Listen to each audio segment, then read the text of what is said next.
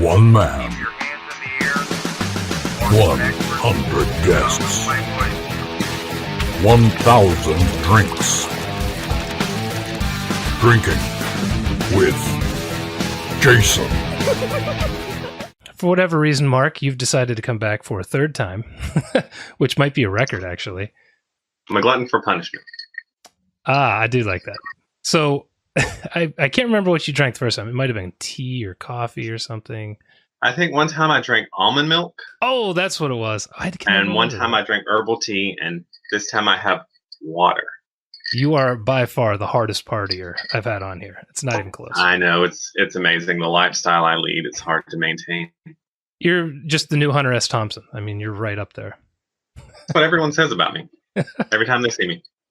For those alcoholics that care, I am drinking Heavy Seas Tropicana Citrus IPA.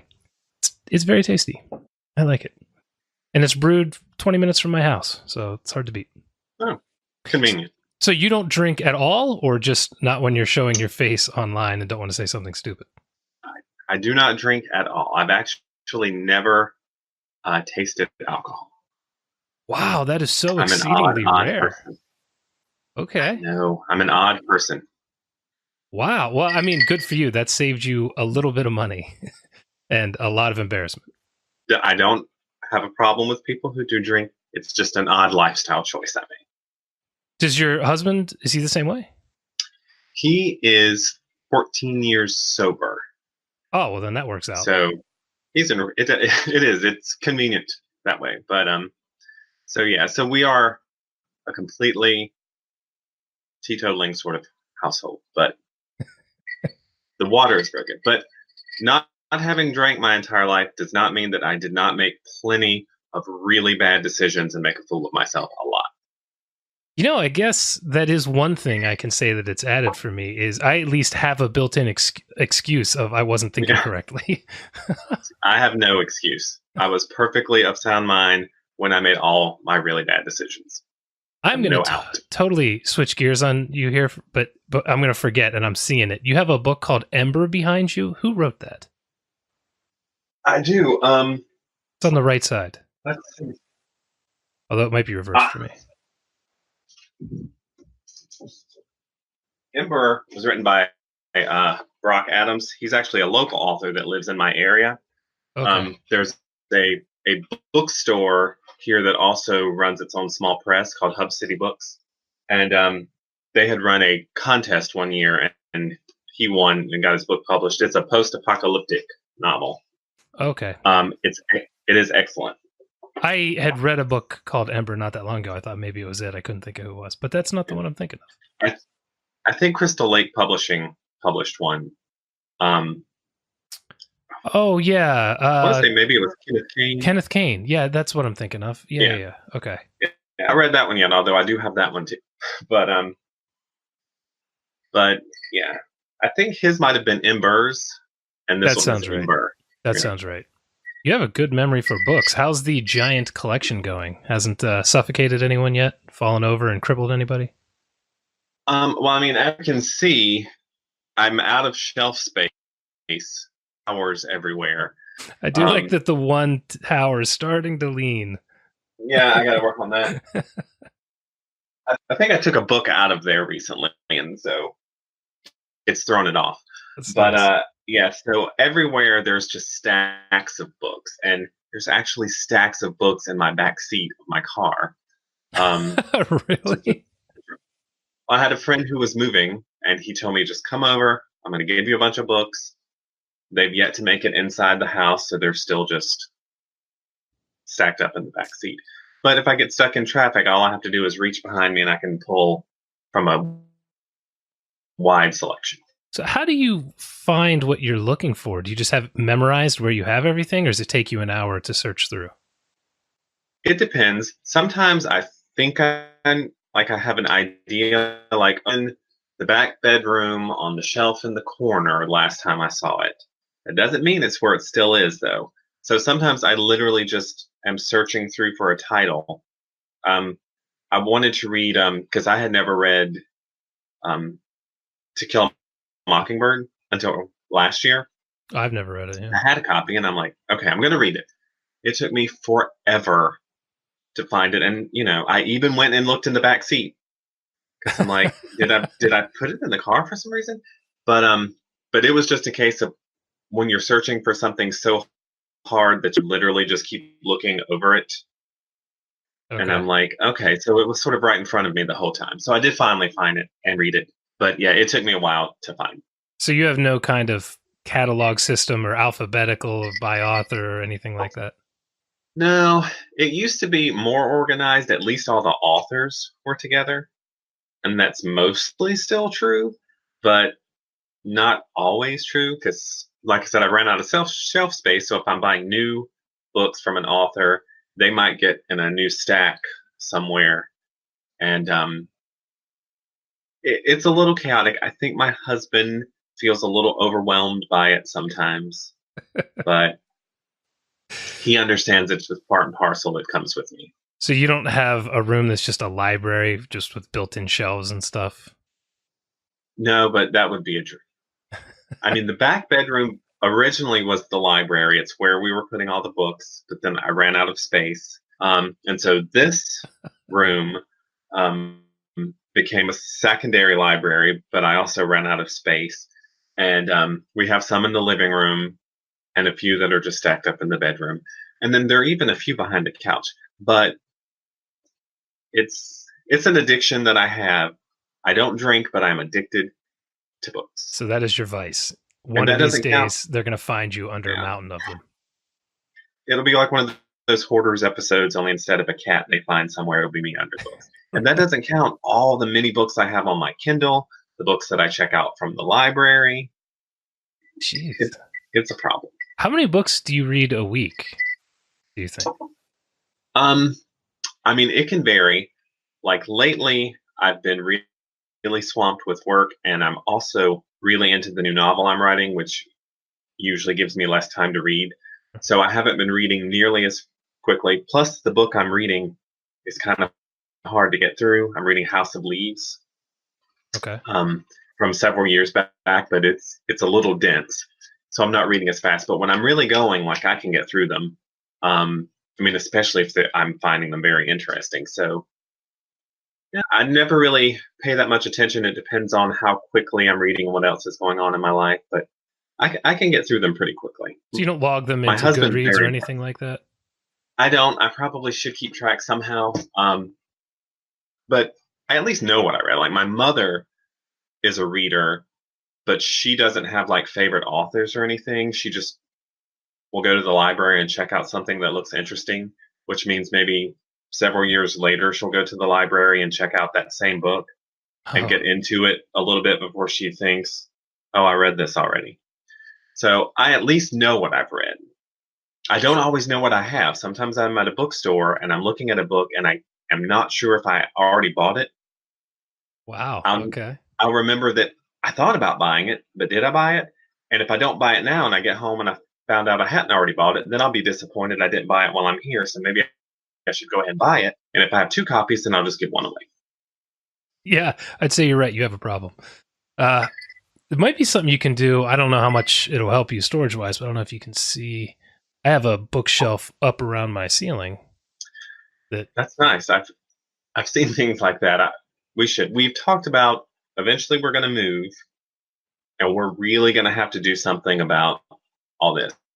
We talked about we're going to buy a bunch of really tall bookshelves, just put them everywhere, make sure I have a place for everything. So you get one of those shelves that has the sliding ladder on it, like that is my dream.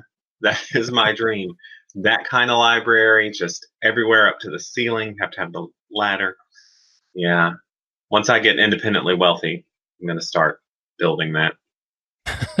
Yeah, you and me both. I was running out of room in my office, so I needed to come up with something, and I ended up getting rid of a bunch of books, and now I wish I hadn't. But I've enjoyed doing that. It's kind of gotten it up off the floor a little bit, so yeah. I can't complain too much. So do you have any idea how many books you might have? I do not. Hundreds, but how many hundreds? When I first met my husband and we moved in together, I actually downgraded a lot. Sure. But, well, I mean, he had to put his stuff somewhere, right? Yeah. But since we've been together over the past 7 years, it's just built back up. And now I think I have more than I did when I met him. And yeah, he did. I don't think he knew. Well, he sort of got an idea because I moved in gradually. I still had my home, and so I had the luxury of moving my stuff over gradually. And to him, I think it just seemed like every day I was just bringing more books. I'm like, Sure. yeah, I went back by the house and I got yet more. And I moved by like almost like favorite author. I'm like, okay, well, I have to have my Joe Lansdales with me, Okay. so they're coming first. And that was really good because being a book obsessive person like I am, moving is your worst nightmare Okay. because boxes of books are heavy. Oh, sure. Yeah. It's a So workout. it was nice that I got to move them over in pieces. That's I'm a little hilarious. crazy. That is really funny. Are you like this with anything else? Movies or, I don't know, video Not games or really. something? Art? It's just I almost, especially with everything streaming now, I almost never even buy movies anymore. Sure. So it's just books. I mean, we do a trade off. My husband, he's into fashion and buying clothes, and I could care less All about right. that. So now he's not bringing in nearly as many clothes as I am bringing in books, but I also get a lot of my books at used bookstores, so I feel like I'm getting it off cheaper. So it's a balance. I feel like used bookstores are the bane of significant others everywhere because you just get so many books so cheap. But that's how I know he loves me because he willingly he's like, let's go to Mr. K's, a big used bookstore we have here. And I'm like, okay, I'm probably going to come home with, at least 6 books. But, I can't help it. I used to buy a ton of books myself. We had a giant Goodwill by me when I just got out of college, and I could get 5 for $2 or something, and I would just go clean house. But now that I got my Kindle, I really only buy books that I love just because I want to kind of have it on my shelf. But it saved me a lot of space. I mean, I have a ton of books on my Kindle too, and I'm usually always reading one print book and one Kindle book at the same time. But I mean, that thing's packed with books. And like I said, one word I could check out digital books from the library, and I didn't even have to leave the house, and I didn't have to make sure I got there in time for the due date. Like then I started. But then if I check out a book from the library and I really like it, then I'm like, I probably should buy it. Yeah, Just no, I guess so it's nearby if I want to read it again. How many times have you done that? A few. Not every time. I checked out some books and thought, okay, I like it, but it's not, it didn't rock my world or anything. But there have been several times where I'm like, okay, that was good. I need to have it now. Yeah. Because I do reread. So it's nice to. And that's another thing. I keep buying books, but then I'm also rereading, and then I feel like I'm cheating on all the new books I haven't read yet by reading something I've already read. No, I really don't go back and reread too often. I've done it with King. I've done it with a couple other big authors. I've done it with Blake Crouch recently. But typically, yeah, I don't go back and reread. But I like having them too. If I'm telling somebody about this book I love being able to just give them the book to let them read it. So, try to get them into the author. I stopped by a library yesterday to actually put in a job application, but they had a bunch of books for sale, so I was looking at them. And then I saw a bunch of books that I really love that I already own, but they're like $1. And part of me kept thinking I should buy them because then, like, if I'm telling somebody about them, I can just be like, well, here's a copy. Starting to understand why you have so many books. I know, but typically I don't. And then sometimes if I have a book I like in paperback, but I see it somewhere cheap in hardcover, then I'm like, well, I have to upgrade. So I'll get the hardcover, and then I'll either give the paperback to the used bookstore, or we have some of those free library things are out around the different neighborhoods. I don't know if you all have them. I think we do, but it's probably 20 or 30 minutes away, so it's not something I really encounter much.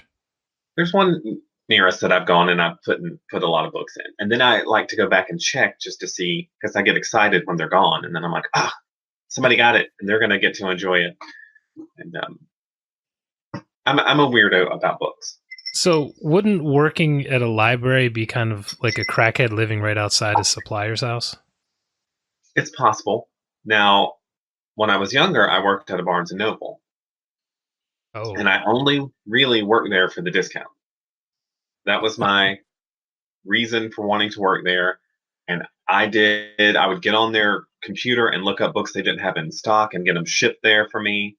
And I utilized my discount a lot when I worked there. As you should have. That's the main reason to work there. I mean, let's be honest. So what are you reading now that's any particular author or book that's really caught you recently? I've been really into Ron Rash. I don't know if you've heard of him. I don't think I have. He's a Southern author. His big book was called Serena. They made it into a movie with Jennifer Lawrence and Bradley Cooper. But the movie didn't do very well, but it was a good book. But I'm really into him. I recently got into Tabitha King. Oh, yeah, sure. Because I never read her. No, I haven't either. What does she even so write? Drama? Is that right? It varies. She's written some like genre fiction. She's written some that's just like straight dramatic fiction. So I'm just starting, I started at the beginning and I've read her first 3 books in order of publication. And she's really good. She's very different from her husband, Stephen King. Mm-hmm. But particularly her second book, which is called Caretakers, which was just a straight dramatic story, was really excellent. So those are 2 that I've recently got into that I've been reading a lot of. And then, of course, I just have my favorite authors. I read Joe Lansdale, Stephen King, Anne Rice, things like that. And I'm also reading. We go to Savannah every year on vacation, and we met a paranormal investigator down there who writes books about his investigations. Okay. So I'm reading one of his books right now. I'm personally a Scully, not really a believer. Yep, me too. But I'm fascinated by it. Me too. I think almost all horror authors are, even if we don't believe in this stuff. Yeah. We love it, right? And I like to hear stories, and I can find stories compelling and even credible. But unless I have an experience, then I'm never really going to believe it. Sure. But I'm still fascinated by it. So, and I feel like he's much more. He really believes it, unlike those TV shows you watch where they're trying to make a buck. And what are you talking about? No, not at all. So, I am interested. And I've been reading his book on my Kindle, and I'm finally trying to dig into House of Leaves, decades after everybody else read it. Mm-hmm. And it's a compelling read, but it's a difficult read. It's you'll be really into the story, and then he has like a really long chapter on the nature of echoes. And I'm like, okay, that kind of stopped the momentum there. And now I'm getting to a point where the formatting is just really weird, and every page might just have 2 words on it. What? Yeah, for no particular reason I can discern. So I feel like there's a really good story at the core of it, but the gimmick of it he came up with sometimes doesn't work with the story, but actually detracts from it. Yay, that's my favorite thing to read. I've never read it either, so I don't. Now, I tried it years ago and got stopped. I'm like, okay, I do like the story he's telling if I can just get through all this other surface, perhaps. So, and then some people I know on Facebook were sort of reading it as a group read. So I'm like, okay. Of course, they finished it a while back, and I'm still. But now that I've got to the part where there's like 2 words on every page, I'm just flying. Yeah, that's one thing. I sometimes will do very short paragraphs, not really pages. Yeah. And I do it so it feels like people are reading the book faster than they necessarily are. Yeah. Like it might be 85,000 words, but it feels like they feel like they're reading through it very quickly in the action stuff. But I can't imagine doing that short. I mean, I think the shortest I've ever done was I think I did a 2-word chapter once, but it was almost as a comedic relief, but not typically. I mean, these are just sentences. Like I'm reading, like he went down the stairs to what? find the, like it's just it's like the whole sentence is, I don't know. What's the purpose of that? I'm not sure. I think I'm the person who is supposed to have, because it's written as a document that someone found, so it's like a found footage film, but as a book. Okay. So I think it's supposed to be showing that the person who wrote this document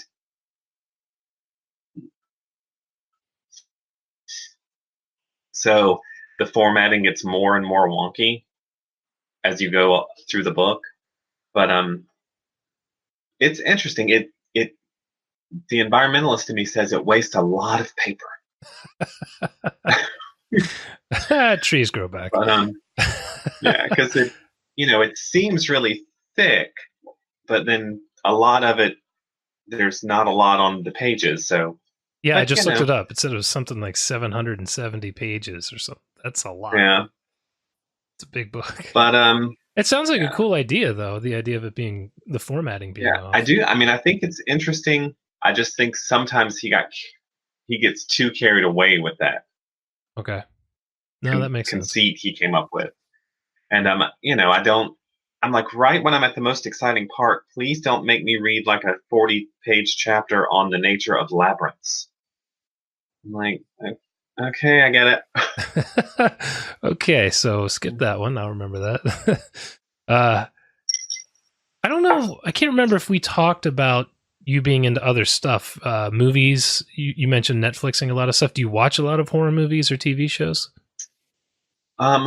We do. I do love horror. I mean, I grew up on horror movies. Like, I probably fell in love with horror movies before I fell in love with horror books. I think that's pretty common. So I have a lot of nostalgia for the horror movies I grew up on. I'm always looking for great horror movies now, so we see a lot of them. We recently went to see Us, the Jordan Peele movie. Yep.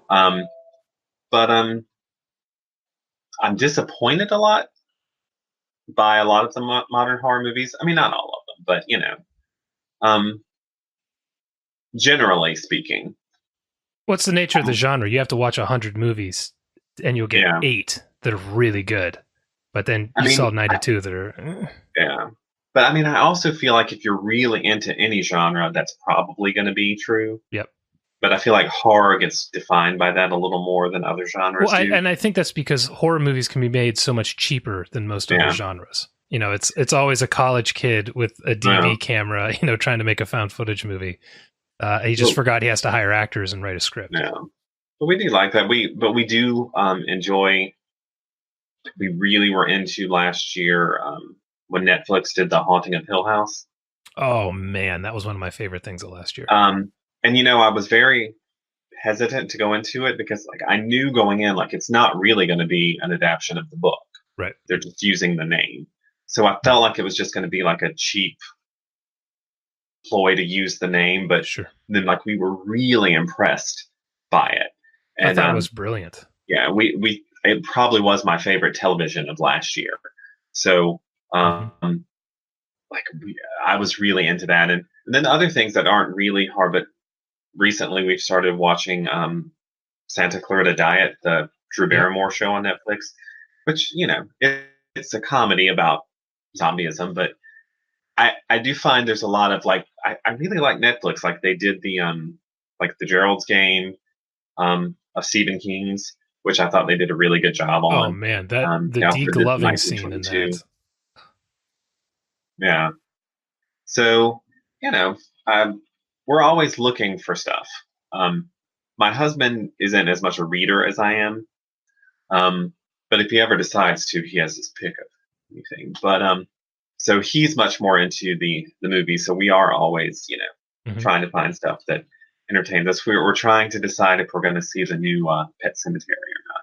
Yep, I'm going to see that in probably 3 days. So my other podcast is more of a movie and book review podcast where we cover probably 10 things a week. And Pet Cemetery is this week's featured movie. Us was a couple weeks ago. I wanted to ask, what did you think of that?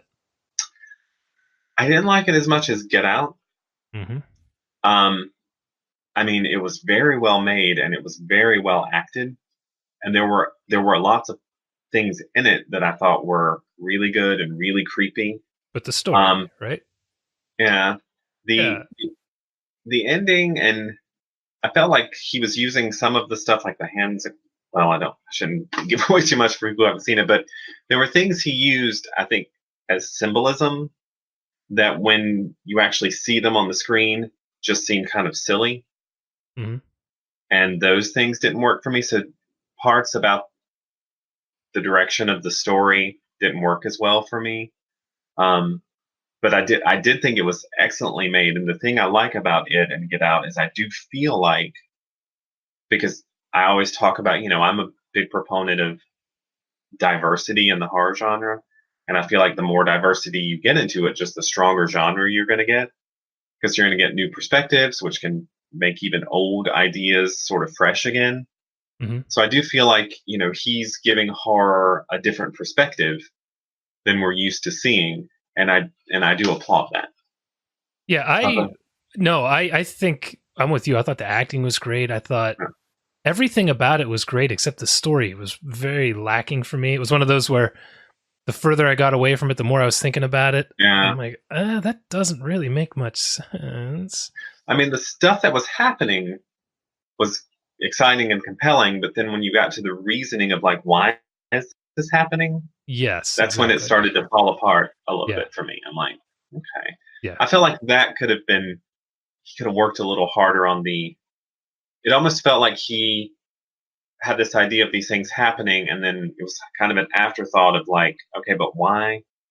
Yeah, we had kind of wondered if he had started with the metaphor he was trying to do and then tried to build a story around it, and that's why it feels clunky. But I don't know. I could be totally making that up. But I was just curious your thoughts, because everybody's been raving about this. Yeah. And I was like, I mean, it was good, but Yeah, I liked it, but I didn't love it. And I definitely liked Get Out more. Mm-hmm. Way more. I loved Get Out. Yeah, so, but I'm still excited to see whatever he's going to do next. I don't have the CBS All Access, so I haven't been able to check out his Twilight Zone. CBS All Access crap. Ugh. Yeah, but I did see the first episode because you could see it for free. I didn't even know it was out already. Yeah, it came out last week, I think. So, okay. We saw the very first episode. But it's all we can see unless we pay. How was the first episode? I wasn't crazy about it. Damn it! It focuses on like the world of stand-up comedy, but there was no humor in it, and I thought that was kind of weird. And then because it's like a streaming site, I have no problems with cursing. I curse all the time in my everyday life, but sometimes when you have a cable or a streaming show, sometimes they have so much in it, it feels like they're just trying to impress you with how much they're not on network. Okay. And so that like seemed a little excessive for me, and it felt very not. I mean, I have a lot of nostalgic love for the Twilight Zone. Like I always say, that's like my biggest influence as a writer. Sure. Was watching the Twilight Zone when I was growing up, and it didn't feel like the Twilight Zone to me. And I think my biggest problem was that the main character was a stand-up comic, and I never found anything he said funny. Okay, that you're bumming me out, because that's one of my biggest pet peeves, or when people are trying to be funny and it's not. Yeah, it's just painful. And it's weird because I think in his movies there are a lot of really funny parts. Yeah, the husband in Us was hilarious. Yeah. I loved that guy. So I don't know, but like I said, I didn't get to see, like, you can't really judge an entire series by just one episode of it, and that's all I got to see. So it may have been, there may have been like some brilliant episodes, but judging from the one I got to see for free, it didn't make me feel like I wanted to pay for. I don't even know what else you would get on CBS All Access. I don't even really understand. I think there's a Star Trek show on there, but I was never a big Star Trek Yeah. guy, so that's not an appeal to me. No, I was asking about the movie thing because we're kind of in a really great time, a golden age of horror movies, if you can find them, which is the hardest thing. But we put together, I don't know, top 13 lists last year, and I had a hell of a time picking 13 for the list. And one of those was Haunting of Hill House was just amazing. Yeah. Did you get to see Overlord? No one has seen this movie. I have not. It came out in the theaters maybe in November, and it was there and gone. I don't even think it broke even. It was put together by what's J.J. Abrams' company, Bad Robot, I think, produced it. It was my favorite horror movie of last year, and no one has seen it. It's like I'm not even sure I heard of it. It's like a World War II monster movie. I'll have to look that up. It's killer. I highly, highly recommend it to everyone who loves horror. It's great. Almost all practical effects. Had maybe a $30 or $40 million budget, so they did crazy stuff. It was great. So definitely check that out. Yeah, Overlord. And then the thing I keep telling everybody about, they're probably getting sick of hearing it, is did you watch Monster Vision in the 90s with Joe Bob Briggs? I remember it. I didn't watch it a lot. Well, I don't know. He's back now with a show that's basically the same thing. And I grew up on that stuff. It was a huge influence on me to get into writing. So I've just been in my glory days watching him back, and then just seeing all these great movies. Even Get Out, which was, I guess, 2 years ago now. I don't know. It feels like we're in a great resurgence, and I'm hoping the bottom doesn't fall out soon. I usually know what horror movie I want to see by how many people on Facebook start calling a movie boring. Sure. I'm like, okay, so that's probably going to be my kind of movie, because often I find that when people say that, maybe it just takes a little longer to build, and there's more character development before shit starts hitting the fan. So you like slow burn types of things? Yeah. Like I said, like the Twilight Zone is my biggest influence. Like I feel like subtlety and ambiguity are things that can really work in horror.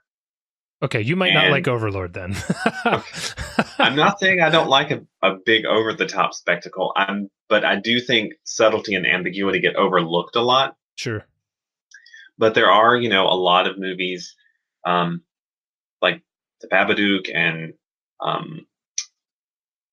liked A Quiet Place and Heredity. Yep.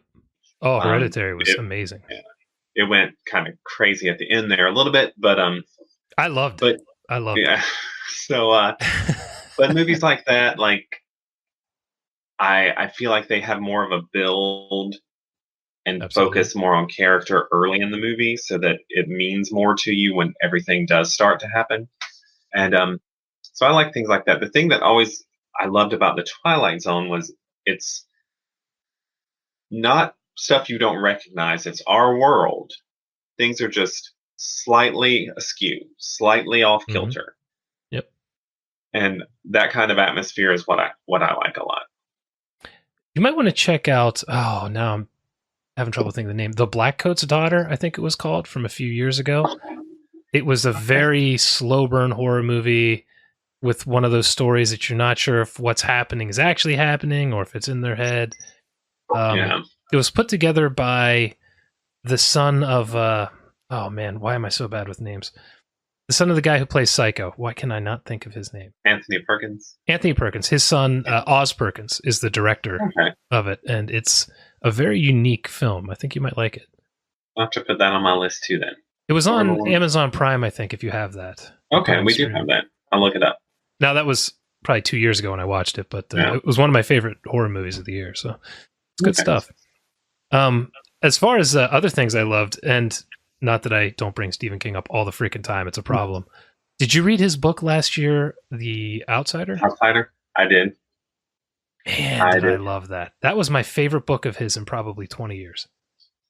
I did. I did think it was because he had done the Mercedes trilogy.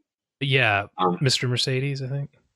Yeah, Mr. Mercedes, Finders Keepers, and End of Watch, and I liked those, but I did feel there was a little bit of diminishing returns with them. Yep, I agree. And then he did this book with his son, Sleeping Beauties.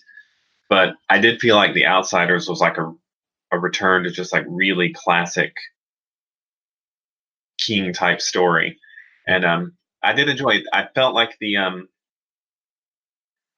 ending didn't entirely live up for me to the first part, I but the agree. first part of it to me was so good. I feel like there's almost nothing he probably could have done I am 100% in that would have, agreement. yeah. But Yeah, yeah, the because I hook, mean, I was, the hook in the first yeah, act is just unbelievable. I haven't been it, into a book like that in a long time. yeah, I was really, it was very engrossing. I really like that, and but yeah, I mean, I haven't loved everything Stephen King has done, but my love for Stephen King has never died. No, I completely agree. The other one I keep telling people about too that nobody seems to want to read is it's called Fantastic Land, and now I can't remember the author's name. It's about some kids who are stuck at a theme park during a hurricane, and they get completely flooded out, and nobody can come get them for a month or 6 weeks or something. I didn't read the book; I listened to the audiobook, but Yeah. it was phenomenal. Mike Bachhaven, I don't know however you say his name. Okay. Outstanding book. I got it for a couple bucks. It was on sale or something, but Okay. so good. One of those that just has such a great hook, and you're like, damn it, why can't I think of these freaking ideas? I'll have to look that up. Yeah, I definitely feel that way about books I love. I'm like, I love them, and I'm like, oh, I'm never going to be this good. Yeah, that's exactly where I'm at. And this is why you're rich, and my ceiling leaks on my desk. So I did want to talk a little bit about your writing process. I don't think it's something we actually got into the first few times you were on here. I'm curious, you said about having a job and you're busy at work. How do you find time to write? Do you have a schedule you keep to? Do you just fit it in on breaks? Now, I have to.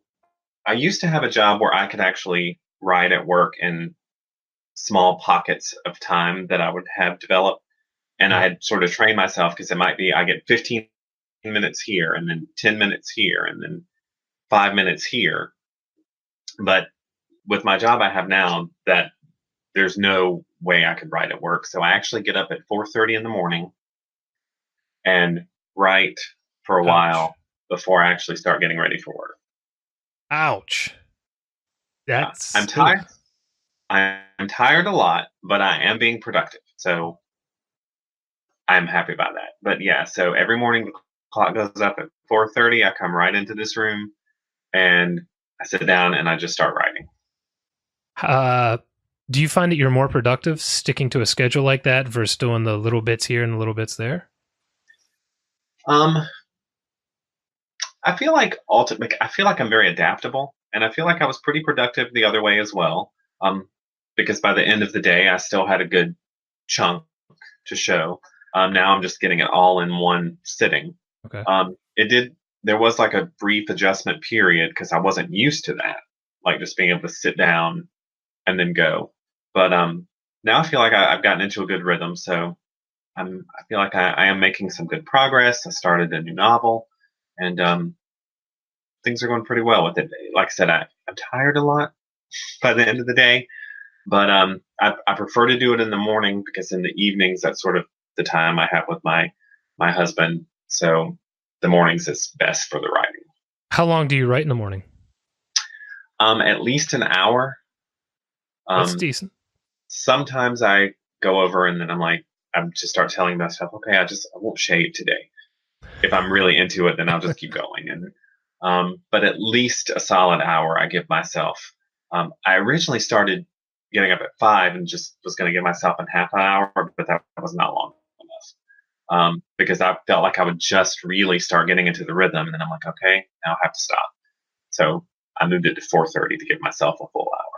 Now, do you get what 1,000 to 2,000 words in that amount of time on average? I mean, on average, I'd say I average about 2 pages. 2 pages in Word? Yeah. Okay. What's that? Maybe 1,000? 750? Yeah. So, but that's about also what I averaged when I used to do it in the little pockets of time when I had the other job. So it really hasn't changed that much. But there are some days where I may be flying and I get more than that. Other days it may be more of a struggle and I only get like a page or so done. But I try not to put too much pressure on myself that way. I'm like, just sit down and write. And especially sometimes I may be writing and then suddenly have to get on Google and research some stuff, and that's less time to actually write, but it's still just part of the process. So you wake up, you crawl out of bed, you sit down, you get your almond milk and your herbal tea and your ice water, and then do you put on music? Do you have something that you to drown out, or you just go? Yeah, I mean it's pretty quiet at 4:30 in the morning, so I just come straight in here, sit down, and start, and that's it. Okay, so really, you don't have any kind of I don't know, little things you have to write. To you, it's just when I've got time, I'm doing it. Yeah, like I said, I'm pretty adaptable. I can adjust to pretty much anything to get the writing in.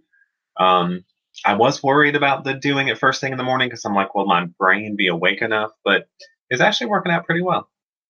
I actually found I write better in the mornings than I do in the evenings. I don't know why, because I'm actually an evening person. I'm not a morning person at all. But if I just wake up and sit down and write, some of my best stuff comes out. And I have no idea why. So if you do that, do you second draft in the same way? How many drafts do you even do? I'm not much of a draft person because I'm doing a lot of revising as I go.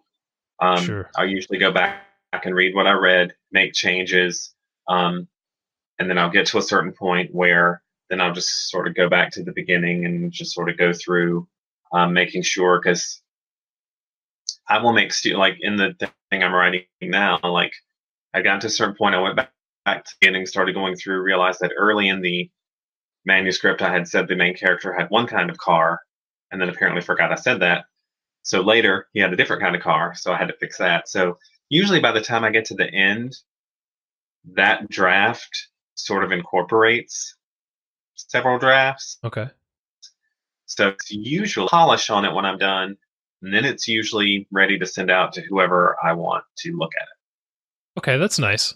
So maybe your word output isn't as high at the beginning, but when you're done, you're pretty much done. Yeah. If the way I said that even makes sense. Yeah.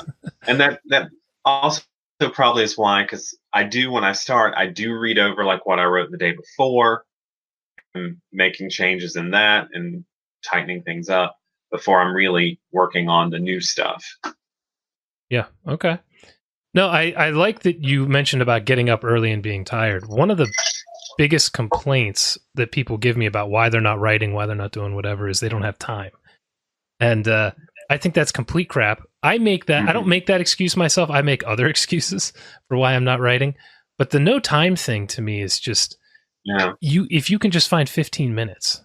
If I'm into a story in 15 minutes, I can get 500 words down. Which is a decent amount. And if you just do that every day, you're going to get a book out. You're going to get 2 books out a year, something like that. It can be done. And I mean, I've had days where I had to go to work early and maybe I just was able to write like a paragraph. But, that was still time I spent writing. I still got something done, made me feel productive. Because, I mean, if you have time, especially to go online to talk about how much time you don't have to write, then there's some time you could have saved yourself right there. Yep. Yeah, I'll get 8 paragraphs from somebody about all the things going wrong in their life that aren't allowing them to write. And I've actually said to them, like you said, in the amount of time you sent that to me, you could have done a quarter of a page. Yeah. You could have done something. Yeah. So you make time for what's important to you. So I say, if you're saying you don't have the time, maybe right now that's not the most important thing to you. Because when it's important to you, you make time for it. You said that better than I could have. Couldn't agree more. So with this schedule, how many books do you get out a year? 2, 3? Well, I usually, like last year, I wrote a novel at the beginning of the year. It took about the first 6 months of the year. So I wrote a novel, and then the last 6 months of last year, I decided I only want to do short stories because I love short stories. I'd gotten to a point where I wasn't focusing on them a lot. They became the things I tried to fit in between longer projects. Right. So I thought nothing for the rest of the year but short stories. And I wrote, I don't know. I didn't even keep count. 20, 25 short stories. In 6 months. That's amazing. Yeah. I mean, of various lengths. Some of them are longish. Some of them are just flash pieces. But I really did enjoy that, just like making them the focus. And so at the beginning of this year, I decided, okay, so I'm going to do another novel at the beginning of the year. Had a little bit of a rough start. I started 2 different novels that didn't really take off. They're ideas I like. I still want to write them, but the time just didn't seem right or something. But then in February, like it was an idea I already had, but something else happened that I'm like, this is it. This is the one. And since then, like I've just been, blazing on that one and feeling pretty good about it. Okay. That's 24 stories in 6 months is crazy. Yeah. I mean, that's 1 a week. That's a hell of an output. And they're not all great, but I did put a lot of them together, and that'll be I have a collection coming out at the end of this month, but then I have a collection coming out in the summer, and the one in the summer, that's almost all the stories that I was writing at the end of last year, minus the ones that I think weren't good enough.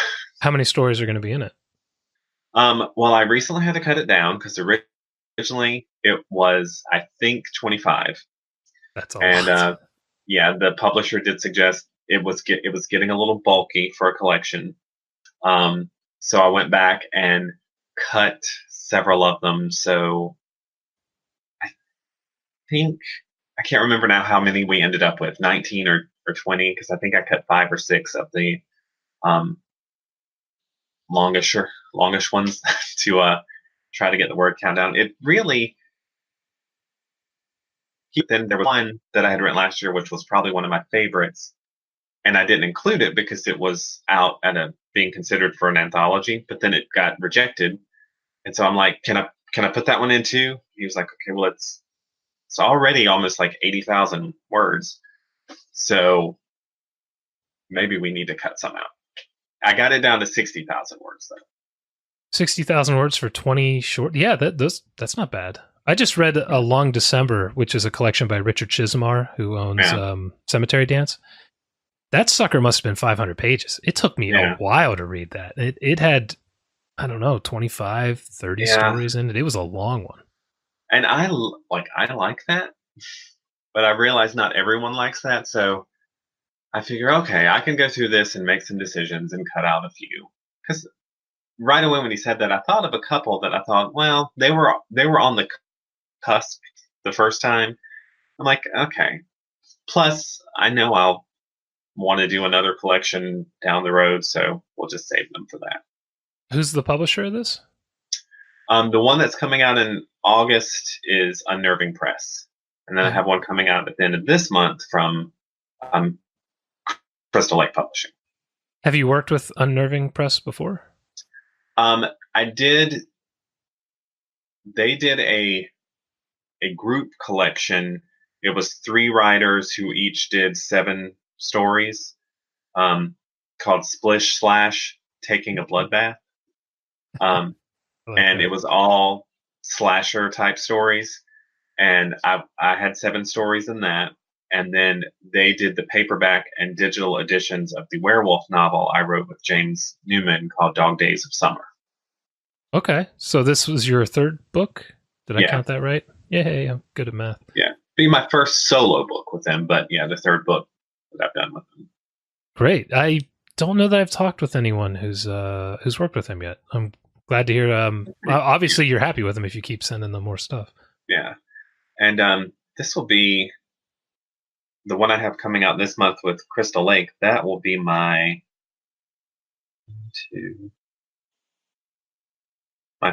4th book with them, I think. I love Crystal Lake. I consider that sort of my home. Like I've done work with them in the past. They're going to do this collection, and I've sold them 2 novels, which will come out, down the road. So I love working with them. You're not the only person who said that to me. He really seems to have something going on. In fact, Yeah. I pretty much have only talked to people who have been sent my way from him recently. Yeah. But everybody seems really happy with him. I mean, Joe is great, and he really works hard to promote his authors. Um, some small press, just the nature of the business, you end up doing all the heavy lifting for the promotion. But I mean, Joe like really puts in the time. He puts in some money. He's like, really supporting his authors, which I mean, it feels really great. And I'm happy to see that he's doing well because he deserves it. That's high praise. I did want to ask, before you tell me a little bit about what's coming out with Crystal Lake, at your stage, the stage of your career you're at right now, you've got multiple books with multiple publishers. Are you worried more about trying to see income coming in from your books, trying to see sales? Are you worried about just writing what you want to write? Where are you at right now? I'm very much about wanting to write what I want to write. Not writing the Probably market because, at all. right. Because I guess I've worked with the small press for so long, and the small press is so varied, and there's something for everyone. Like I can write pretty much anything, and then just look at the different publishers to find one that publishes that type of thing. So it's not the same as working with like the big New York publishers, where I think they are very well. Now you've published this kind of book, this needs to be what you do. Sure. So I feel like I have the freedom. So, and I have a lot of different interests. Like the novel I'm writing right now isn't genre at all. It's like just a more straight up dramatic moral dilemma type story. I wrote a time traveling romance novel one time.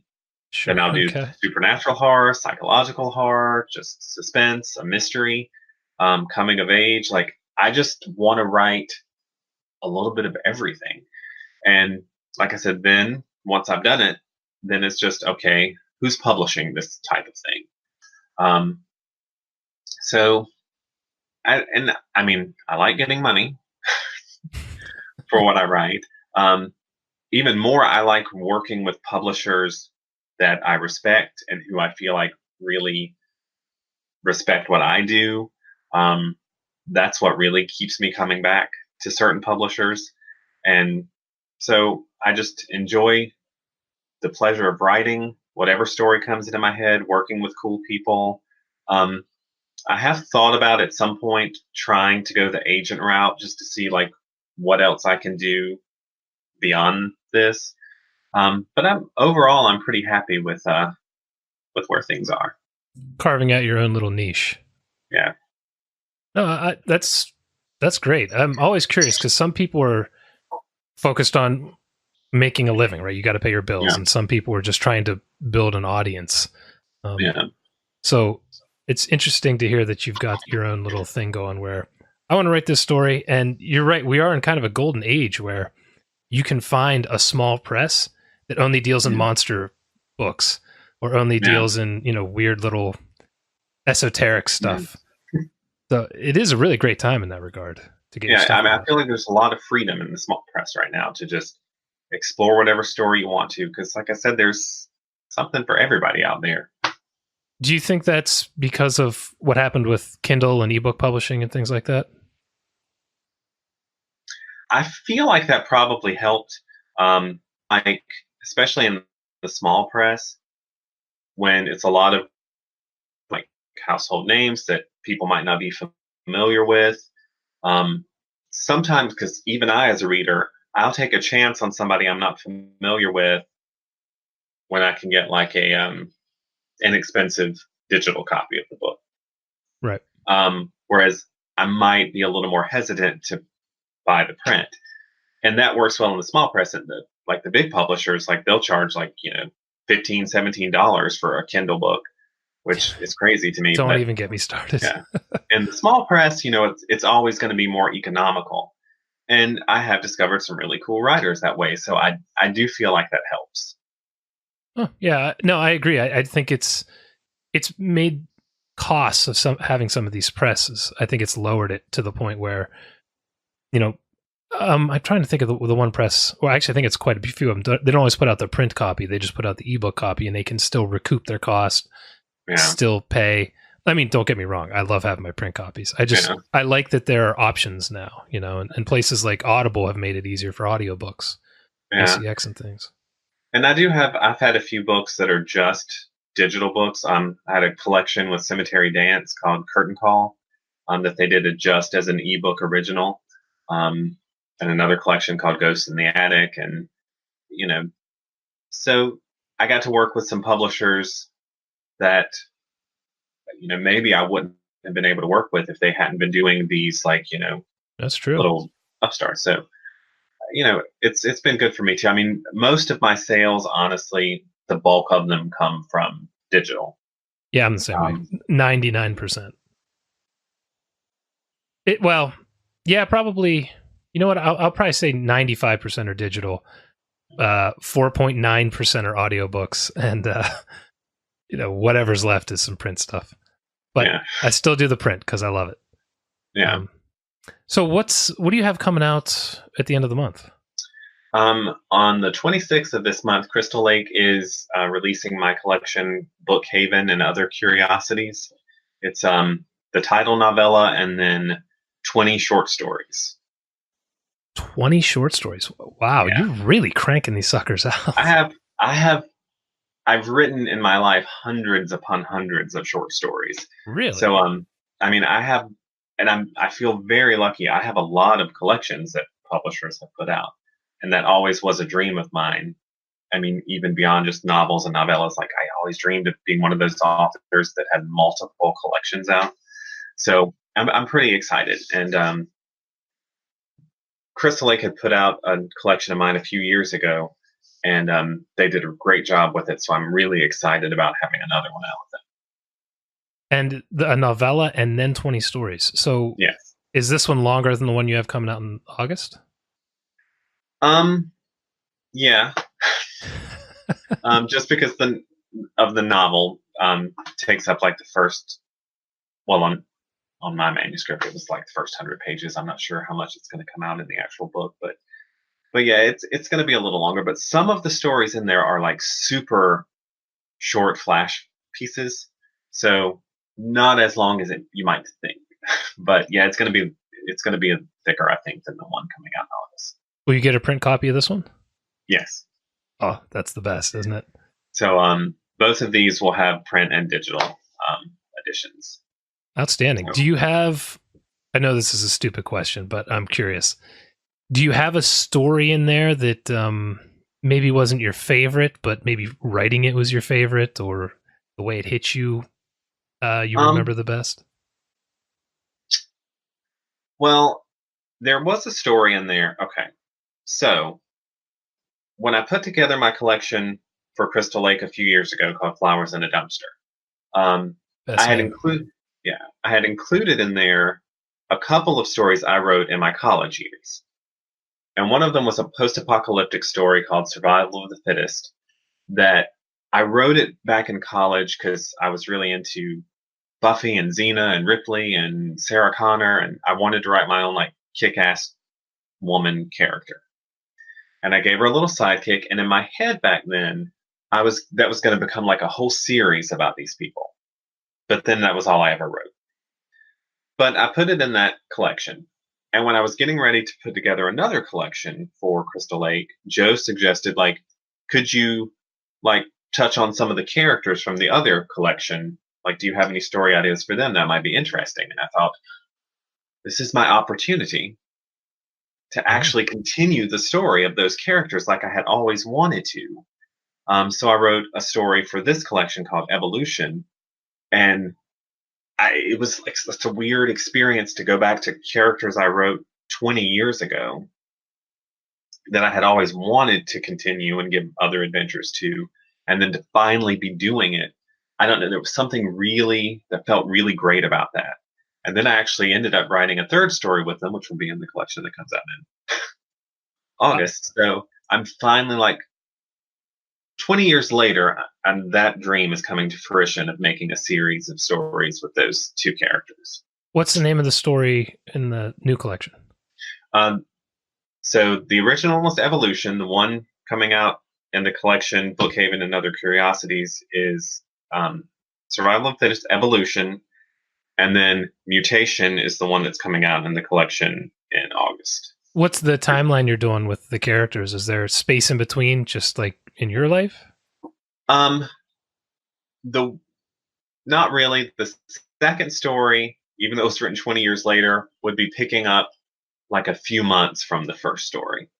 All right. And then it's an undetermined time on the third story, but still within the reasonable amount of time. So they're much closer together than the incredible gap Sure. that happened between them. But it was really, because I remember that excitement when I was in college, when I was thinking of all the cool things I'm going to do with these people, and then for whatever reason I just never returned to those characters. But now I'm getting to do that. So that's a neat idea. I've always wanted to continue stories for some characters across short stories, not maybe a whole novel, but just drop a short story once a year, once every 5 years, has the same characters, but don't tell anyone. That's such a neat idea. It's cool that you got to do that. Yeah, I do that sometimes. I have about a paranormal investigator named Hudson.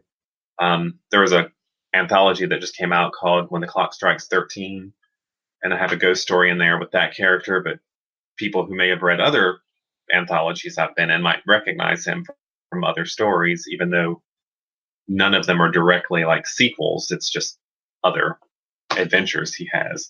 And I enjoy doing that kind of thing from time to time. That's great.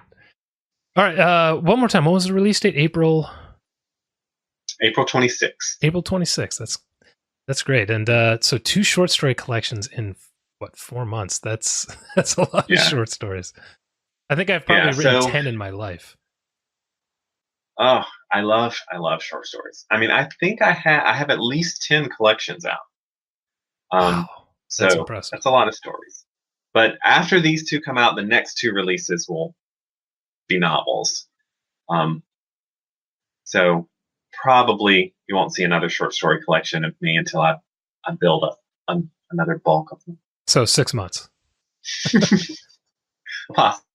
Well, you said you're going on vacation tomorrow, so have fun. I won't keep you from your packing anymore.